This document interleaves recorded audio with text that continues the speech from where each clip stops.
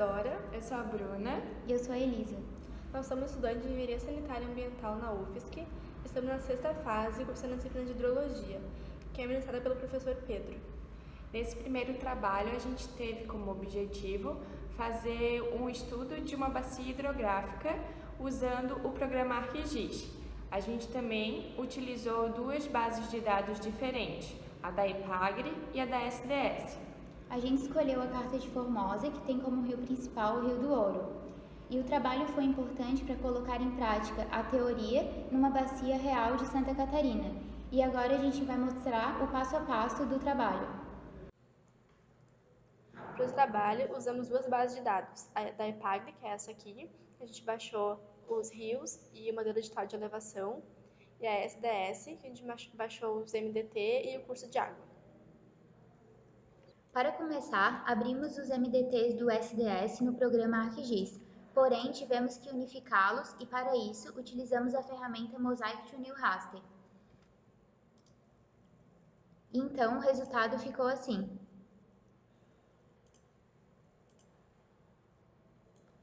Já para o MDT da EPAGRE não foi necessário, pois era um único MDT. E o próximo passo então é delimitar a bacia e utilizamos o ArcHidro. Usamos então um passo a passo do ArcHidro, que foi possível delimitar a bacia, que teve este resultado para a SDS e esse para a da EPAGRE. Nós abrimos os cursos da água no ArcGIS também e agora o nosso objetivo é clipar tanto o curso da água quanto o MDT conforme a delimitação da nossa bacia.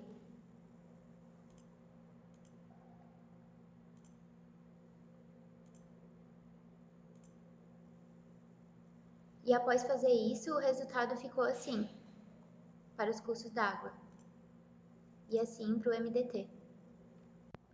Para a base de dados da EPAGRE, nós utilizamos os mesmos procedimentos e geramos essa bacia. Para hierarquizar os rios, nós abrimos a tabela de atributo do Clip Rios e criamos uma nova coluna de ordem e hierarquizamos os rios manualmente. Para poder unir alguns trechos de rios, eles estavam separados, como a gente pode ver aqui, e para poder unir, a gente usou a ferramenta Merge, que uniu rios contínuos de mesma ordem.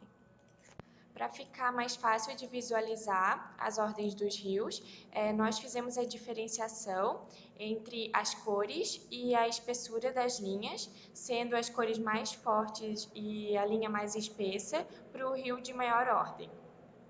Esse é o resultado da hierarquização e da diferenciação da SDS, e o mesmo procedimento a gente fez para os dados da EPAGRE.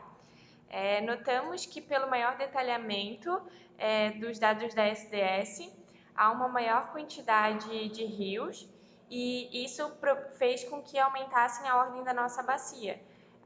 O da EPAGRE de ordem 5 para o da SDS de ordem 6. Pela tabela de atributos da bacia gerada, tanto para a EPAGRE quanto para a SDS, adicionamos duas novas colunas e calculamos a área e o perímetro a partir de uma ferramenta de cálculo de geometria. Utilizamos a ferramenta ADD Surface Information para calcular as cotas, comprimento dos rios e a declividade, e esses resultados aparecem na tabela de atributos dos rios, como podemos ver aqui. Para gerar o perfil do rio principal, as cotas, declividade e comprimento, selecionamos todo o rio principal e exportamos o selecionado para criar um novo shape. E a partir desse novo shape, unificamos todo o rio principal e usamos novamente o ADD Surface Information e obtemos o comprimento, cotas e declividade.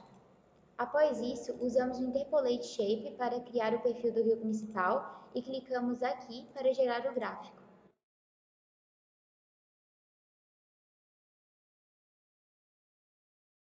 As propriedades da bacia viemos nessa classificação para obter a altitude mínima, máxima e média da bacia.